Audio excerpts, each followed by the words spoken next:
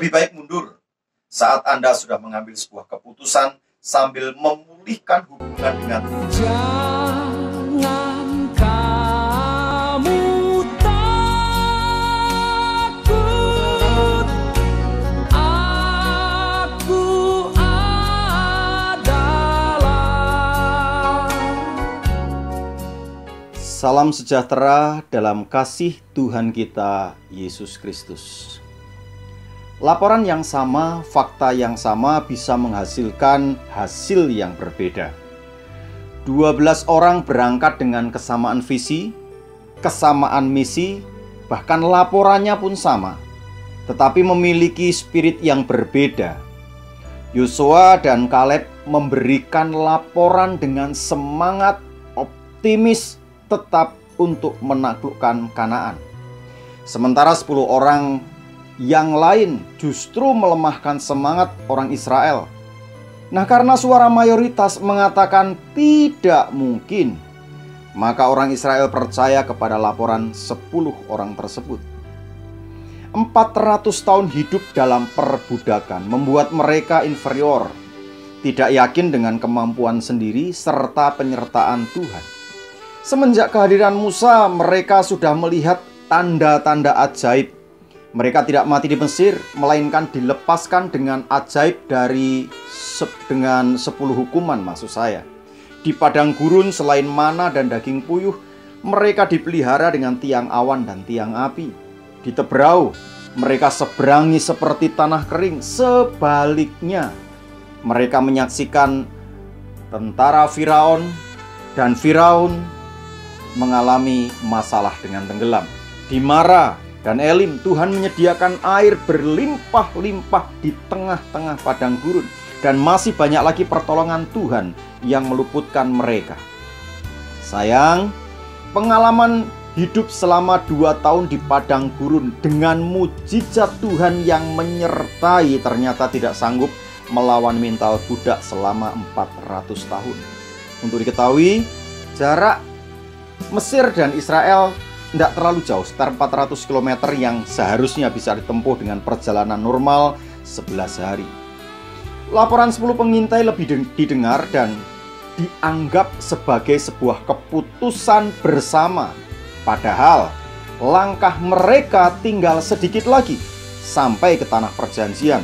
Sekian banyak gunung sudah dilintasi, kini tinggal wilayah Kades Barnea yang dilintasi dan mereka akan sampai.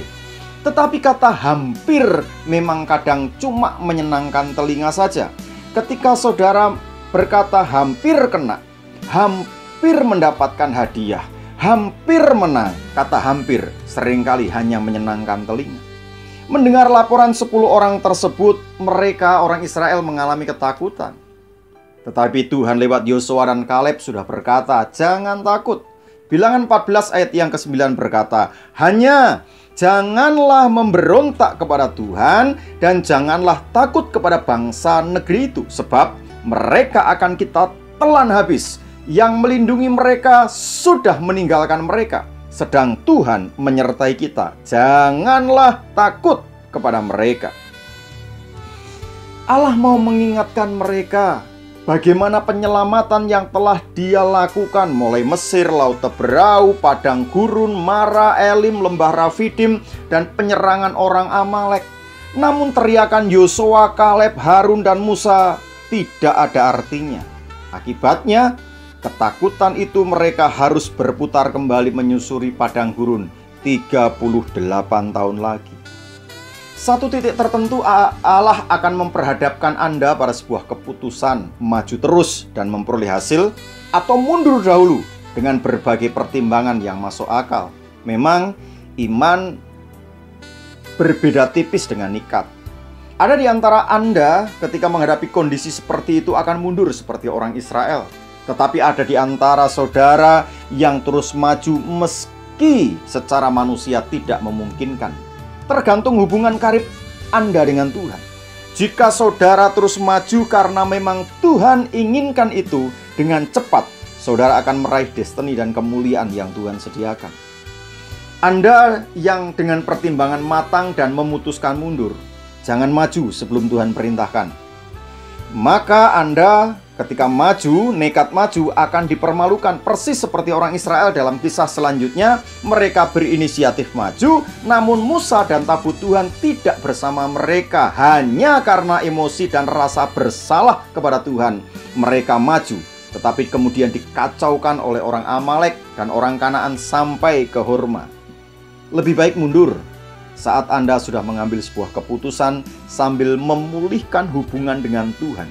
Jika itu adalah Kanaan Anda, jika itu adalah tanah perjanjian Anda, tinggal tunggu waktu, tetap bersama Tuhan, menunggu perintahnya.